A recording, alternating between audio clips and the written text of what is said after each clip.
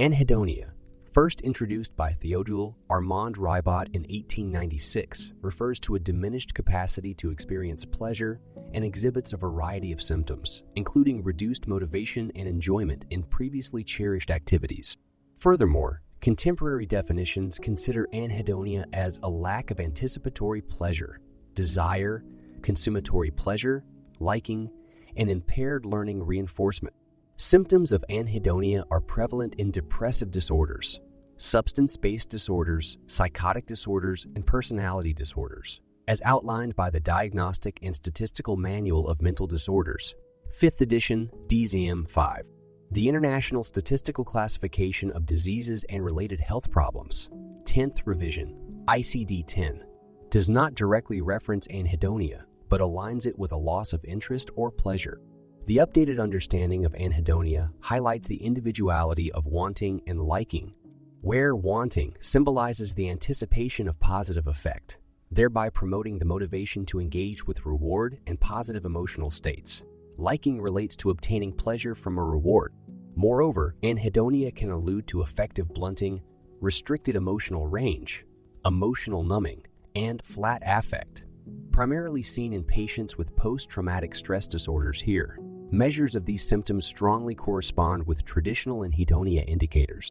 Various studies involving clinical populations, healthy individuals, and animal models have pointed to several neurobiological factors contributing to anhedonia, including the prefrontal cortex, in particular, the orbitofrontal cortex, the striatum, amygdala, anterior cingulate cortex, hypothalamus, and ventral tegmental area. Human neuroimaging research have associated consummatory pleasure deficits with abnormalities in the ventral striatum and medial prefrontal cortex, while lack of anticipatory pleasure correlates with abnormalities in hippocampal, dorsal oci, and prefrontal regions. These findings generally align with deductions from animal models, save for inconsistent results concerning the orbitofrontal cortex. Anhedonia, a potential outcome of the brain's reward system failure, comprises characteristics such as inability to seek pleasure and is commonly experienced in 70s of patients with major depressive disorder. Anhedonia, a kinetic mutism, and negative symptoms often coexist in individuals. A kinetic mutism, a consequence of a stroke or other damage to the anterior cingulate cortex, is marked by decreased movement and speed. If an individual is identified with anhedonia, they can be diagnosed with depression even in absence of a low mood. However, the complexity of this symptom lies in the fact that those suffering from it often lose interest in things that no longer provide pleasure. Anhedonia is also recognized as one of the negative symptoms in schizophrenia patients. Their experiences manifest as diminished pleasure and motivation, though they still have the ability to experience pleasure from rewarding situations. The associated reduction in emotional response during reward anticipation and abnormal representation of reward and goals may further compound these issues. Anhedonia is also found among those addicted to substances such as alcohol, opioids, cannabinoids, and nicotine. Its presence often predicts relapse, despite diminishing over time. Another companion of anhedonia is post-traumatic stress disorder, PTSD, characterized by diminished motivation, but paradoxically, elevated sensation seeking. The lack of deficits in physiological arousal or reported pleasure to positive stimuli in PTSD patients can be attributed to the high comorbidity with depression. Anhedonia is a condition often reported in individuals diagnosed with disorders like bipolar depression or ADHD. The condition, characterized by a lack of pleasure and disinterest, particularly towards social situations, is believed to be linked to disruptions in dopaminergic and serotonergic functions in the brain. This results in disrupted reward processing, which can lead to anhedonia. Apart from affecting socialization, anhedonia can manifest sexually in males, referring to a state where ejaculation lacks any accompanying pleasure. While this is most common in males, females can also experience something similar during orgasm. Diagnosis often includes neurological examinations and blood tests, though it is rare for a particular cause to be determined. Treatment can include medications like sustained-release bupropion. Social anhedonia, a subcategory of the condition, is associated with indifference towards others and social withdrawal, characteristics differentiating it from introversion and social anxiety. This trait is seen as a key predictor of schizophrenia spectrum disorders, and is also linked to autism spectrum disorder.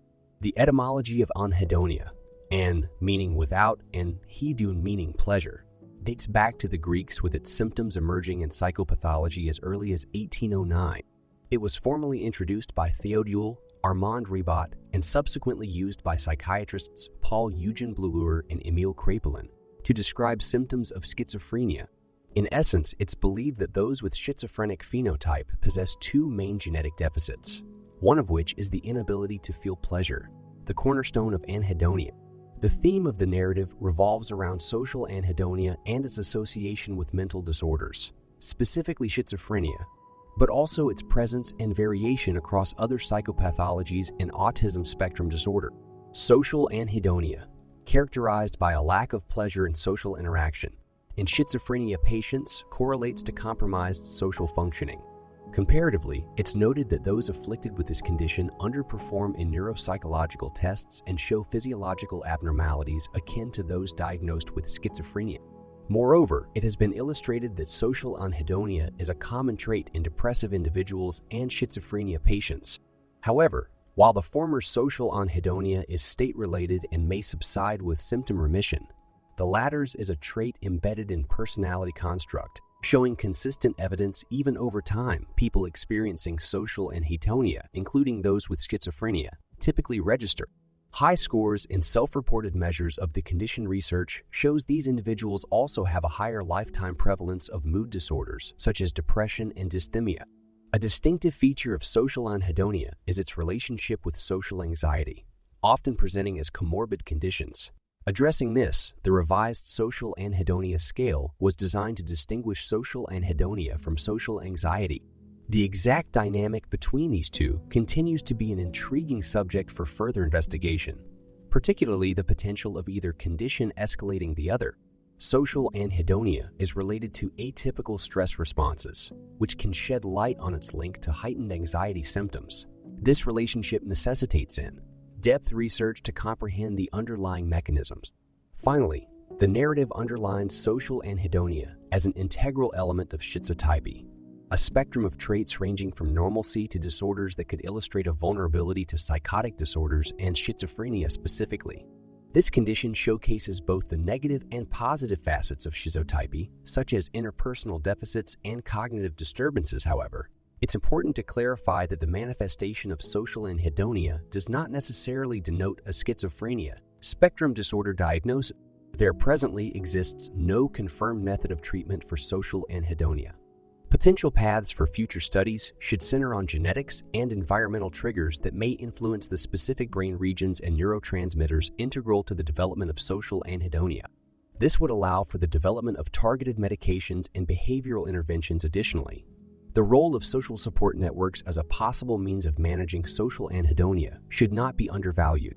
It has been found by Blanchard and his team that the breadth of social support and perception of these networks can reduce symptoms related to schizophrenia spectrum disorders and improve social functioning within groups displaying social anhedonia. However, no drugs have currently been created to specifically combat anhedonia. Other notable observations include that males generally score higher on measures of social anhedonia than females across the lifespan from adolescence to adulthood.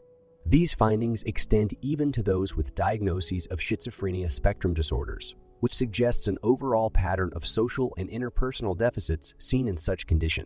Schizophrenia, typically diagnosed earlier and manifesting as more severe in males, limits treatment success and overall life quality when compared to females living with the syndrome.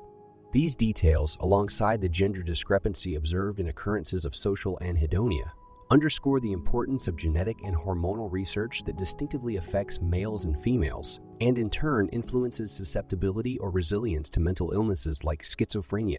There are various self-report assessments of schizotypy, each offering subscales addressing social anhedonia.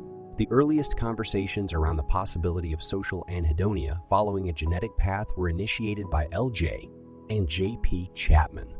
The disrupted in schizophrenia 1 dyscone gene, frequently connected to risk of developing schizophrenia and other mental health issues, has been linked to social anhedonia in the general population. Trompo spotlighted a specific dyscone allele tied to a rise in social anhedonia traits. Another dyscone allele, found to decrease such traits appears to be more prevalent in women. Further examination is needed, but it is likely that social anhedonia serves as a crucial endophenotype within the gene risk. Schizophrenia phenotype trajectory. The theme in this narrative revolves around the investigation of the intimate relationship between schizophrenia and the diminished ability to feel pleasure, specifically in the realm of music enjoyment. In underscoring this, recent research has unearthed intriguing findings concerning individuals devoid of any difficulty in distinguishing musical tones or rhythm, but curiously derive no gratification from listening to music. This unique situation, known as specific musical anhedonia, is crucially separate from melophobia, a term that defines the fear of music.